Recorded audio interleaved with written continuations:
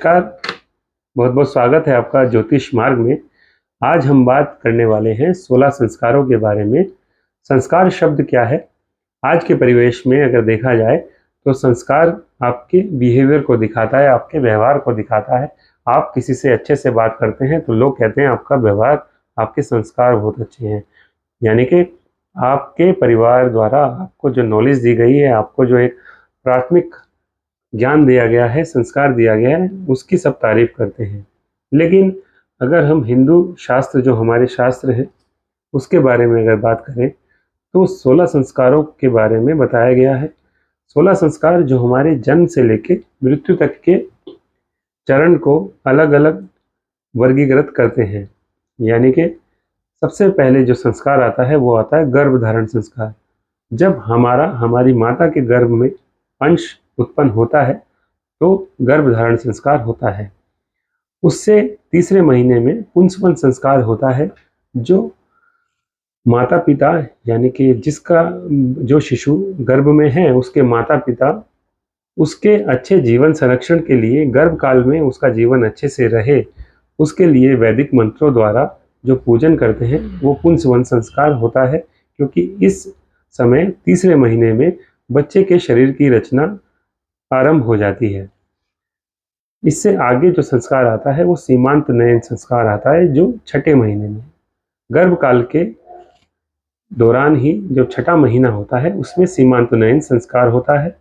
इस संस्कार में, क्योंकि ये जो महीना होता है या ये जो समय होता है, यहाँ पर गर्भपात की ज़्यादा संभावना रहती है, इसलिए इस समय माता पिता बच्चे के गर्भ सुरक्षित रहे, अच्छे से रहे, उसके लिए पूजन करते हैं और जो पोषित आहार है वो देते हैं। और इससे आगे आता है जब शिशु का जन्म हो जाता है, यानी जब शिशु जन्म ले लेता है तो उसके बाद जो पहला संस्कार होता है उसको बोलते हैं जातकर्म संस्कार। जातकर्म संस्कार में शिशु के जो पिता होते हैं वो शिशु को शहद या घी चटाते हैं अपनी उंगली से, और इसके उपरांत जन्म से 11 दिन बाद या महीने बाद तिथि के अनुसार, शुभ तिथि के अनुसार नामकरण संस्कार किया जाता है। नामकरण संस्कार में शिशु का नाम रखा जाता है जो उसको एक सामाजिक पहचान देता है। इसी क्रम में चलते हैं निष्क्रमण संस्कार। निष्क्रमण संस्कार में शिशु को चौथे से छठे महीने में सूर्य चंद्रमा के प्रभाव में ले जाया जाता है, यानी घर से बाहर निकाला जाता है।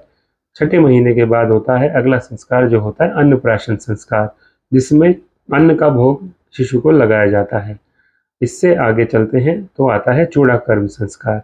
चूड़ाकर्म में बच्चे का मुंडन किया जाता है, शिशु का मुंडन किया जाता है। इससे आगे चलते हैं तो शिशु का विद्यारंभ संस्कार होता है।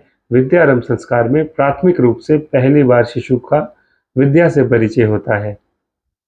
इससे आगे चलते हैं तो कर्णभेद संस्कार माना जाता है। कर्णभेद यानी कि कर्ण छेदन संस्कार भी जिसको कहा जाता है। आगे चलते हैं तो यज्ञोपवीत, जिसको उपनयन संस्कार भी बोलते हैं, वो किया जाता है। यज्ञोपवीत के बाद शिशु का, या उसको छात्र बोले, उसका फिर वेदारंभ संस्कार होता है। वेद आरंभ यानी कि गुरुकुल परंपरा में जाते हैं और वेदों से संबंधित शिक्षा दीक्षा लेते हैं। वो समय था जब वेदों से संबंधित होती थी, अब शिक्षा के आयाम बदल चुके हैं। तो एक तरह से शिक्षा के लिए ये संस्कार होता है, जिससे कि छात्र घर से बाहर जाकर शिक्षा ग्रहण करता है। उसके उपरांत केशांत संस्कार होता है, जो गुरुकुल परंपरा में शिक्षा ग्रहण करने के बाद केशों का अंत किया जाता था, यानी कि फिर से आपके जो केश, आपके जो बाल हैं वो त्याग दिए जाते थे। और उसके बाद होता था समावर्तन संस्कार, जो आपकी गुरुकुल परंपरा की विदाई करता था और आप गुरुकुल परंपरा से सामाजिक जीवन में आने वाले होते थे। और उसके बाद आप अपने गृहस्थ में आते हैं, जहाँ पर आपका विवाह संस्कार होता है। और विवाह संस्कार के बाद आपका अंत्येष्टि संस्कार, या जिसको अंतिम संस्कार बोला जाता है। तो ये 16 संस्कार हमारे शास्त्रों में बताए गए हैं। प्रश्न ये है कि आज के समय में ये 16 के 16 संस्कारों का विवरण जो हम शास्त्रों में देखते हैं, उसको कौन अपने जीवन में ग्रहण करता है और कौन अपने जीवन में कितने ग्रहण करता है ये संस्कार, या कितने नहीं करता है।